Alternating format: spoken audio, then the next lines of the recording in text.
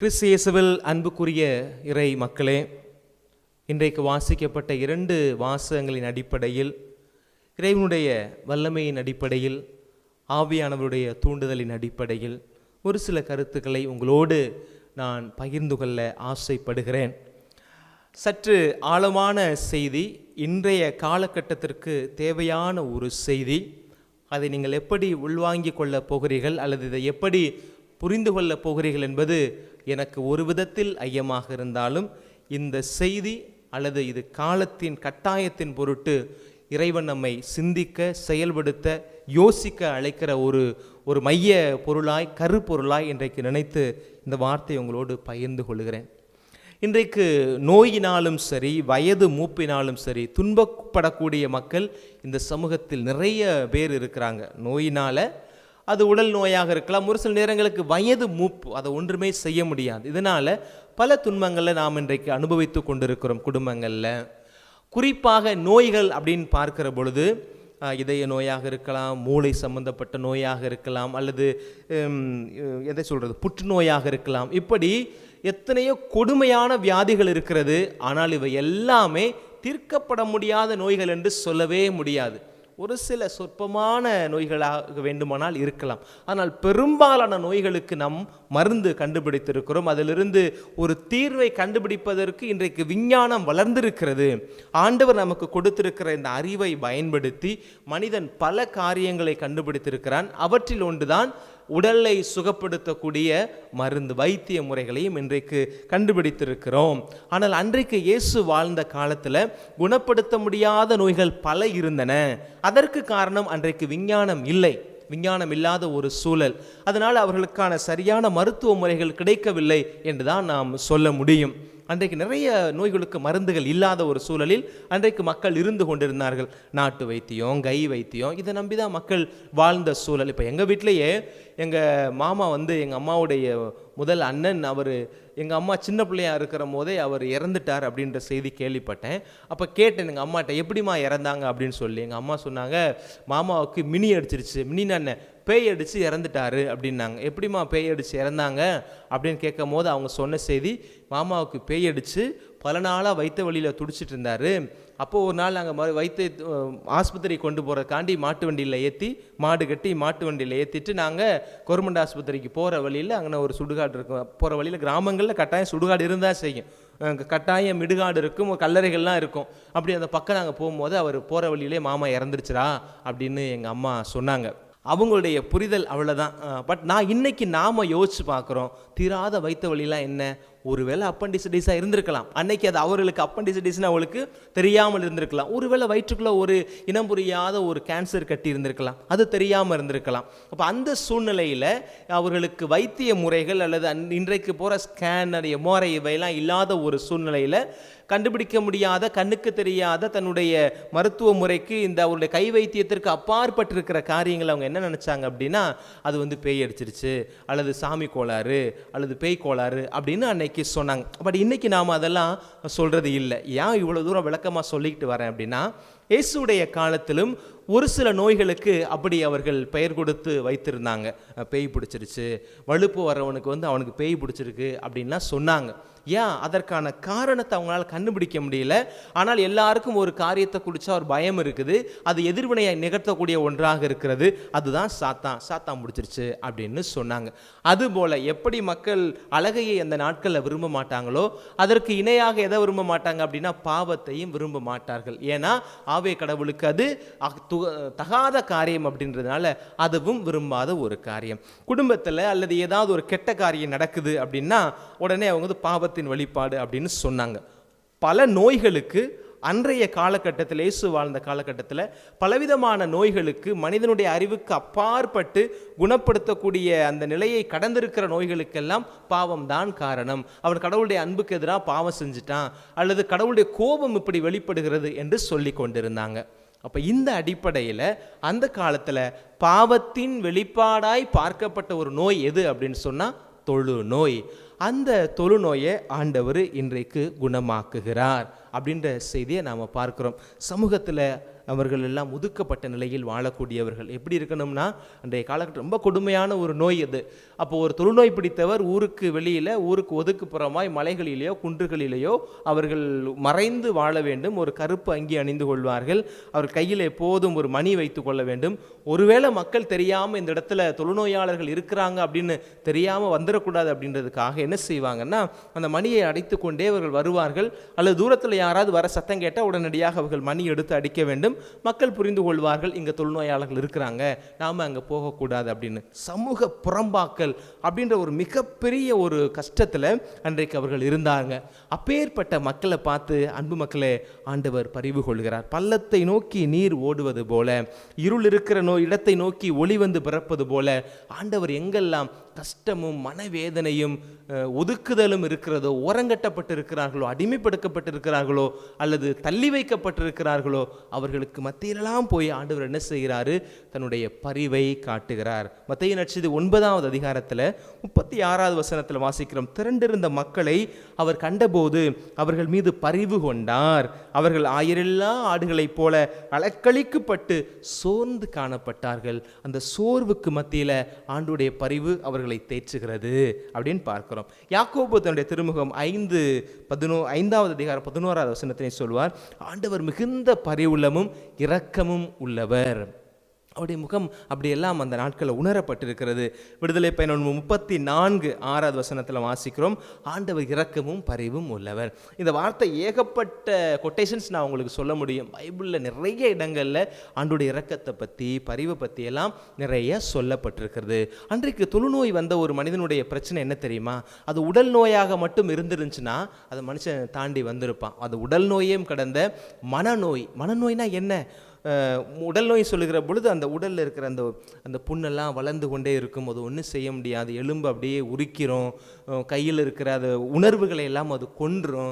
நமக்கு நம்மளையே பார்க்க பிடிக்காத அளவுக்கு ஒரு அருவருப்பான ஒரு உணர்வு அது உருவாக்கும் இல்லையா? அது உடல் நோயை உருவாக்கும். 2வது மனநோய். நம்மளை யாரும் அண்டி வர மாட்டாங்க.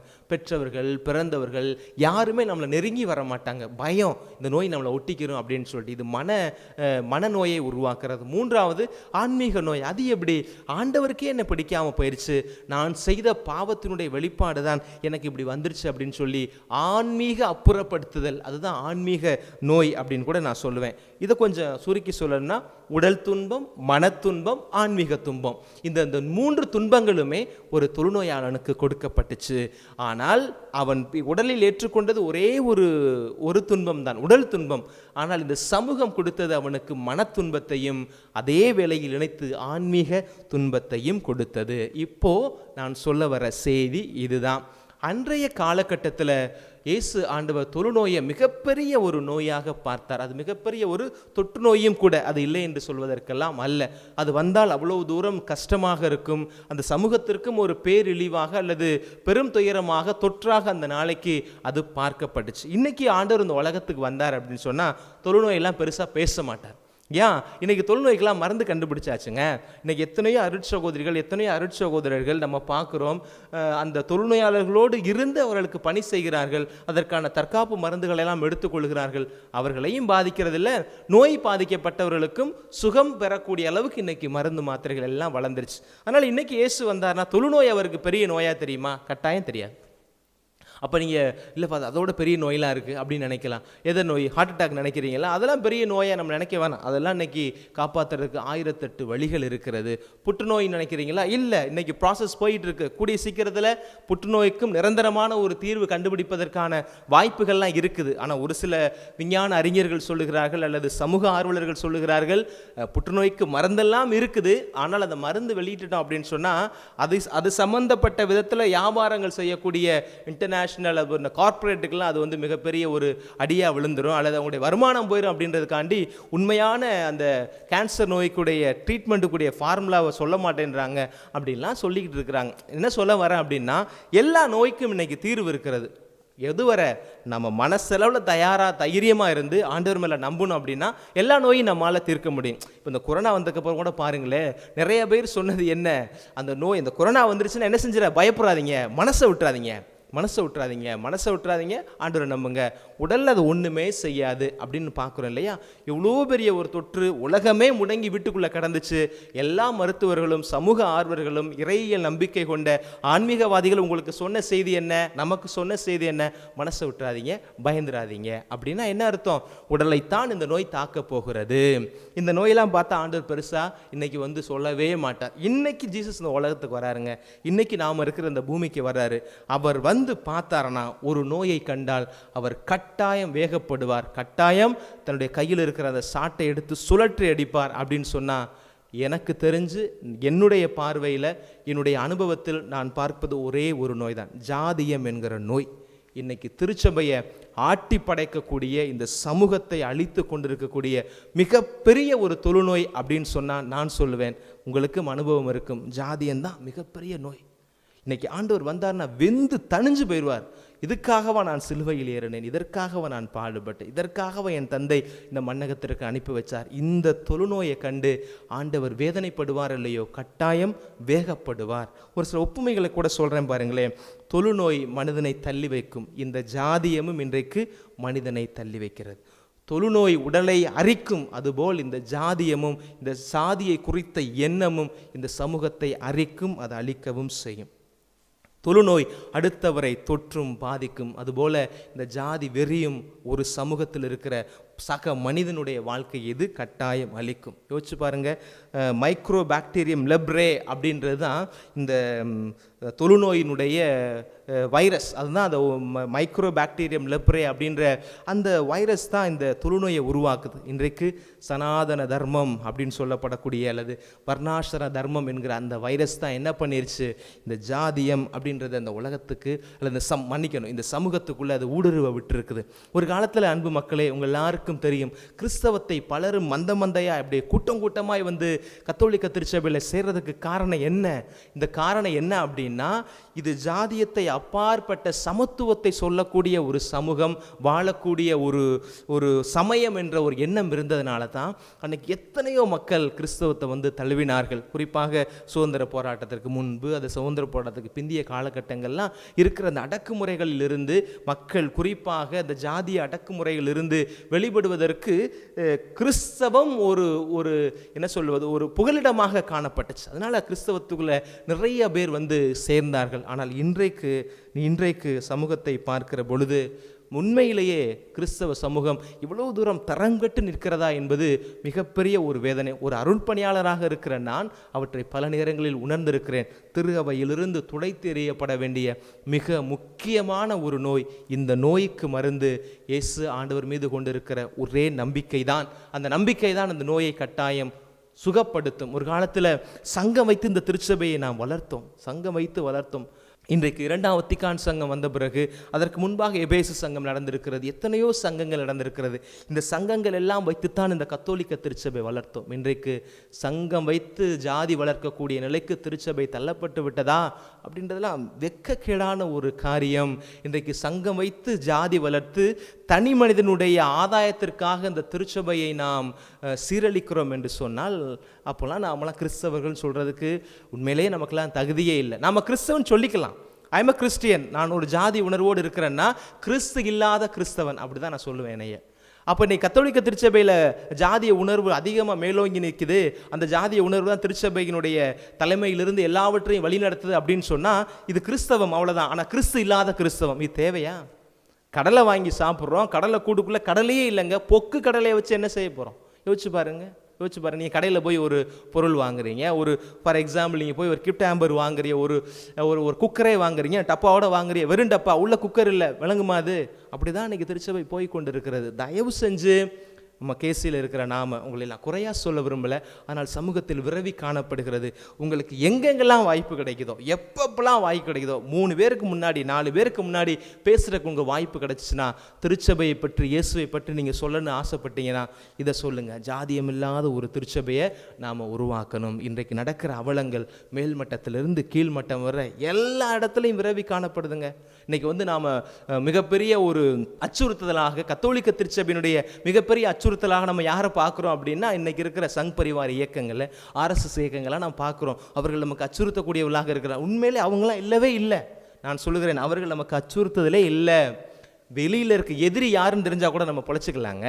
ஆனால் உள்ள வீட்டுக்குள்ளேயே ஒரு கொலகாரம் இருக்கிறான் அப்படின்னா அது எவ்வளோ பெரிய சங்கடத்தை உருவாக்கும். அப்படின்னா என்ன, வீட்டுக்குள்ளேயே ஒரு வில்லங்க இருக்குது அப்படின்னா வாழுகிற வீடு நரகமாயிரும். இன்னைக்கு நரகம் ஆயிட்டு இருக்குது.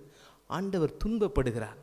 அவருடைய சிலுவையின் வேதனை ஒவ்வொரு நாளும் அதிகரித்து கொண்டிருக்கிறது. ஏனென்று சொன்னால் சமத்துவத்தை முன்னிறுத்தி உருவாக்கப்பட்ட இந்த திருச்சபையில் சாதியம் ஆளப்படுகிறது என்று சொன்னால் இந்த தொழுநோயை குணமாக்க ஆண்டவருடைய ஒரு கரம் பத்தாது, நம்ம எல்லாருடைய கரங்களும் இணைந்து வரணும். அப்படின்றதான் இந்த நாளில் ஒரு என்ன சொல்கிறது, ஒரு அழுத்தமான செய்தியாக நாம் பதிவு செய்ய விரும்புகிறேன். மறைந்த திருத்தந்தை 2ஆம் ஜான் பால் 2003 நவம்பர் மாதம் 17 தமிழக ஆயர்களை சந்தித்தார். அப்போது ஒரு வேண்டுகோளை அவர்களுக்கு கொடுத்தார். என்ன தெரியுமா? திரு அவையில் நிலவுகிற தீண்டாமை நீங்கப்பட வேண்டும். ஆக்கப்பூர்வமான அருள்வாழ்விற்கு அச்சுறுத்துதலான இந்த தீண்டாமையை அகற்ற பாடுபடுங்கள் என்று அவர் கேட்டுக்கொண்டாராம். பார்த்துக்கோங்க, திருத்தந்தை சொல்லுகிறார், திரு அவையில் நிலவுகிற தீண்டாமை நீக்கப்பட வேண்டும், ஆக்கப்பூர்வமான அருள்வாழ்விற்கு அச்சுறுத்துதலான தீண்டாமை அகற்ற நீங்கள் எல்லோரும் இணைந்து பாடுபடுங்கள் என்று சொல்லுகிறார். பார்த்துக்கோங்க, நம்முடைய திருச்சபையினுடைய அழகுங்க அது. கலாத்தியர்கள் திருமுகம் 3:26-28 வாசிக்கிறேன் இல்லையா? கிறிஸ்து இயேசுவின் மீது கொண்டுள்ள நம்பிக்கையால் நீங்கள் அனைவரும் கடவுளின் மக்களாக இருக்கிறீர்கள். நாம் எல்லாம் கடவுளுடைய பிள்ளைகள். அந்த டேஸ் இந்த டேஸ்னா இல்லை, நாம் எல்லாரும் கடவுளுடைய பிள்ளைகள்.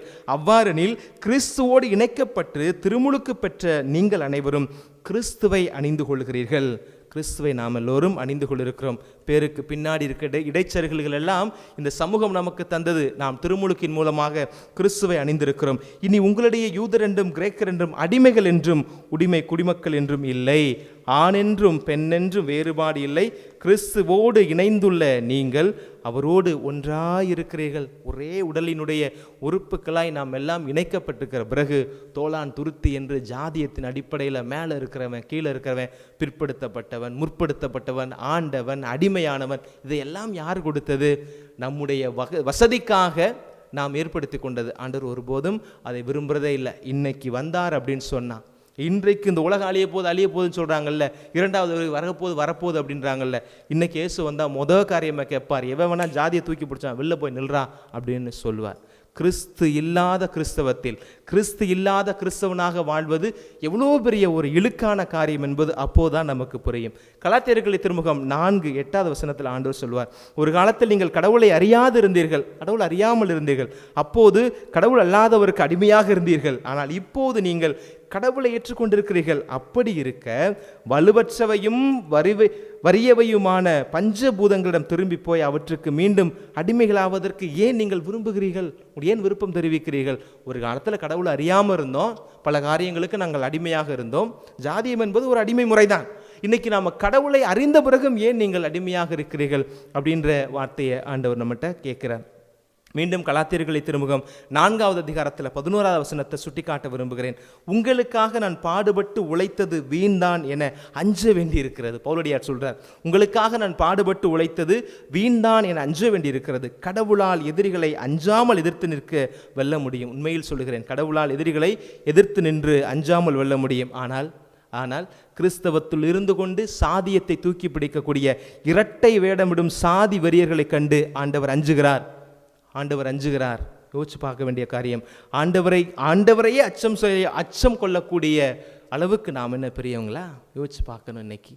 அப்போது இதெல்லாம் சுய ஆய்வு. நம்ம எவ்வளவோ ஜெபம் பண்ணுறோங்க, எவ்வளவோ ஆண்டவர்கிட்ட வேண்டுறோம், எல்லாம் கேட்கப்படணும்னு நினைக்கிறோம். ஆனால் இப்படிப்பட்ட ஒரு உணர்வோடு நாம் திருச்சபைக்குள்ளே பயணிக்கிறோம் அப்படின்னா என்ன ஒரு முன்மாதிரியை இந்த சமூகத்திற்கு நாம் சொல்ல முடியும்? ஜாதியம் என்கிற சமுதாய பாவம் இன்னும் கிறிஸ்தவமிருந்து அந்நியப்படுத்தி கொண்டே இருக்கிறது. நம்மிடமிருந்து ஜாதியம் களையப்படாதவரை திருமுழுக்கு ஒரு வெற்று சடங்காகத்தான் இருக்கும். திருமுழுக்கு என்பது ஒரு வெற்று சடங்காகத்தான் இருக்கும். நாம் ஆண்டவர் நோடு இருக்கிறார் அப்படின்னு நாம் நினைத்து கொண்டே இருப்போம். அவர் நம்மோடு இருக்கிறதே இல்லை. நல்லா இன்னைக்கு முதல் வாசகத்தை பாருங்களேன்.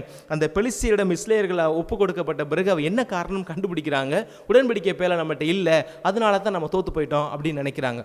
ஒரு வழியாக போய் அவங்க உடன்படிக்கை பேழையை போய் அவங்க மீட்டு கொண்டு வருகிறார்கள். அதான் இன்னைக்கு வாசியை கேட்டோம். ஒப்பினியவர்கள் 2 பேரும் சேர்ந்து போய் ஏலியின் புதல்வர்களான ஒப்பினையும் பிணக்காசும் கடவுளுடைய உடன்படிக்கை பேழையை கொண்டு வராங்க.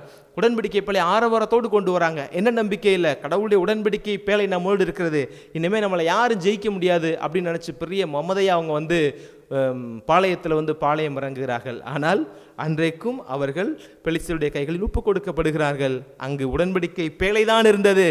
உடன்படிக்கை பேழைக்குள்ள யார் இல்லை? ஆண்டவருடைய பிரச்சனை இல்லை. இன்னைக்கு நமக்குள்ள எப்படி அவங்க ஆண்டவர் கூட இருக்கிறாரு, உடன்படிக்கை பேழை எங்கிட்ட இருக்குது, எங்களை யாரும் ஜெயிக்க முடியாதுன்னு மமதையோடு போய் போர்க்களத்தில் நின்றாங்க. ஆண்டவர் அந்த இடத்துல அவங்களை தோக்கடிச்சு விட்டார். இன்றைக்கும் ஜாதிய பெருமையோடு ஆலயத்தில் போய் நம்ம நிற்கிறோம். ஜாதிய பெருமையோடு சமூக கட்டமைப்புக்குள்ளே நம்ம உயர்த்தி பிடிக்கிறோம். ஜாதிய பெருமையோடு ஆலயங்களில் இருக்கிற அமைப்பு முறைகளில் இயக்கங்களில் எனக்கு முன்னுரிமை கொடுங்க நீங்கள் கேட்குறீங்க, நாம் கேட்குறோம் அப்படின்னு சொன்னால் அந்த இடத்துல ஆண்டவர் இருக்க மாட்டார். ஆண்டவர் இருக்க மாட்டார். இதை இந்த நாளில் நம்ம கொஞ்சம் ஆழமாகவே சிந்திப்போம். அருள் நிறைந்த ஆண்டவர் ஆவியாய் நம்மோடு தொடர்ந்து பயணிக்க வேண்டும் என்று சொன்னால் ஜாதியம் என்கிற தொழுநோய் நம்மை விட்டு நீங்க வேண்டும். நாம் தூய்மையாக இருக்கிறோம் என்று சொன்னால் இந்த சமூகத்தில் அழுக்கு பிடித்து நோய் பிடித்து கிடக்கிற இந்த ஜாதிய கட்டுக்குள் கிடக்கிற மக்களுக்கு விழிப்புணர்வை தரக்கூடிய கிறிஸ்துவின் போர் வீரர்களாக நாம் பயணிக்க அருள் வேண்டி இந்த பலியிலே மன்றாடுவோம். ஆண்டவர் எல்லாரையும் ஆசீர்வதிப்பார். ஆமென்.